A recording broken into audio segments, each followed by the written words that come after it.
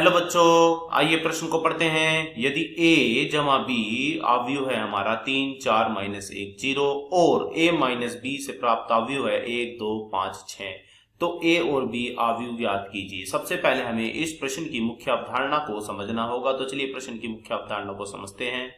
मान लेते हैं कि हमारे पास दो अवयव हैं a और b। इन दोनों को जोड़ने से हमें एक तीसरा अवयव प्राप्त होता है। यह अवयव कुछ इस प्रकार है: a11, a12, a21 व a22। इन दोनों को जोड़ने से प्राप्त अवयव का क्रम हमें प्राप्त हुआ है 2 गुणे 2। ठीक ऐसे ही यदि हमें दो अवयव a व b को घटाने से एक तीसरा अवयव प्राप्त होता है और यह अवयव हमें कुछ इस प्रकार प्राप्त होता है: b11, b12, b21 तथा b22। इसका भी क्रम हमारे पास यही है 2 गुणे 2। यदि हमसे यह पूछा जाए प्रश्न में कि a व b के मान ज्ञात करो, तो a व b अवयव के मान क्या होंगे, यह हमें तभी प्राप्त हो सकते हैं जब हम इन दोनों समीकरणों, समीकरण 1 व समीकरण 2 को क्या करें, हम इन दोनों को विलोपन विधि या प्रतिस्थापन विधि से ज्ञात करें। हम a व b के मान विलोपन विधि या प्रतिस्थापन विधि से ज्ञात कर सकते हैं। इसके लिए ध्यान दें, जब हमें a व b के मान प्राप्त होंगे तो इन दोनों का क्रम भी हमारा 2 गुणा 2 ही होगा। क्यों होगा? इसलिए 2 गुणा 2 क्रम हमें प्राप्त होगा क्योंकि दो अवयव को जोड़ने से जो हमें तीसरा अवयव प्राप्त हो रहा है उसका क्रम कितना है? उसका क्रम है 2 गुणा 2। तथा दो अवयव को घटाने से जो हमें तीसरा अवयव प्राप्त हो रहा है उसका क्रम भी कितना है? 2 गुणा 2। तो चलिए अब हम अपने प्रश्न को हल करने की ओर चलते हैं। तो सबसे पहले हम अपने प्रश्न को लिख लेते हैं कि हमें अपने प्रश्न में a जमा b का मान क्या दिया हुआ है। यह दिया हुआ है 3, 4, -1, 0। तो लिख लीजिए 3, 4, -1, 0, 3, 4, -1 व 0। अब हमें इस प्रश्न में a माइनस b का मान भी दिया हुआ है, वह भी लिख लेते हैं। a माइनस b का मान हमें क्या दिया हुआ है? यह दिया हुआ है 1, 2, 5, 6। तो लिख लीजिए 1, 2, 5, 6। इसे हम मान लेते हैं अपनी समीकरण नंबर 1 और इसे मान लेते हैं हम समीकरण नंबर 2। तो हमें साफ दिखाई दे रहा है इन दोनों समीकरणों से कि यहाँ पर b का चिन्ह है धनात्मक और यहाँ b का चिन्ह है ऋणात्मक। तो हम b को यहाँ पर विलुप्त कर देते हैं, तो लिखते हैं समीकरण 1 व समीकरण 2 को जोड़ने पर तो हमें क्या मिलेगा? यह मिलेगा हमें 2a, क्योंकि a और a जुड़ जाएंगे तो 2a बराबर और क्या मिलेगा? हमें मिलेगा 3, 4, -1, 0। इसमें जुड़ करके मिलेगा हमें 1, 2, 5 व 6।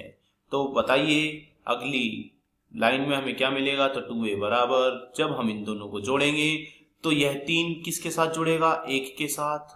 तो 3 जमा 1 आगे, और यह 4 जुड़ेगा इस 2 के साथ, तो 4 जमा 2। यह -1 जुड़ेगा 5 के साथ और यह 0 जुड़ेगा 6 के साथ। तो -1 जमा 0 और -1 जमा 5 और 0 जमा 6।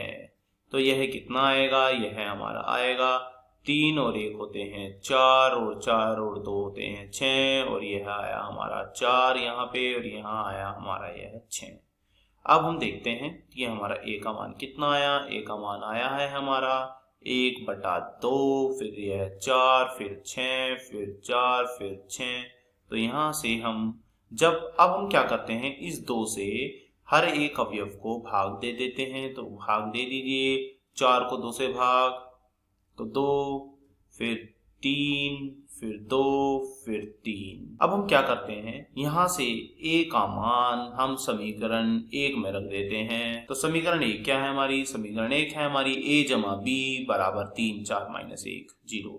तो a जमा b 3, 4, -1 व 0। हम यहाँ पर अपना a का मान रख देते हैं और b का मान ज्ञात कर लेते हैं। तो चलिए रख दीजिए। तो यह क्या आएगा? यह है हमारा कुछ इस प्रकार आएगा कि b बराबर, पहले इधर क्या है हमारा 3, 4, -1, 0। तो लिख दीजिए 3, 4, -1, 0।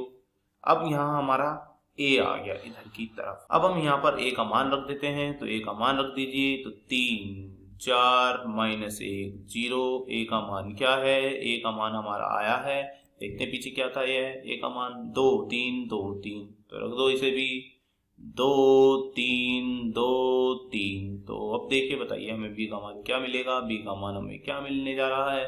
3 में से क्या घटेगा? यह है 2, तो आएगा कितना? 1। 4 में से क्या घटेगा? यह है 3, तो आएगा कितना? 1। यह -1 में से क्या घटेगा? यह -2, तो लिखेंगे कैसे? -1 -2। फिर आगे 1 में से क्या घटेगा? यह 3, तो लिखेंगे 0 -3। आगे बढ़िए और हमें बताइए क्या आएगा। यह आएगा हमारा 1, नीचे आएगा -3, फिर है 1, फिर नीचे आएगा -3। तो यह हुआ हमारा बी का मान। तो हमने दोनों के मान ज्ञात कर लिए हैं। ए का मान भी हम ज्ञात कर चुके हैं और हम बी का मान भी ज्ञात कर चुके हैं। यह है हमारा ए का मान और हमारे बी का मान है यह है। आशा करता हूं यह प्रश्न आपको समझ में आया होगा। धन्यवाद।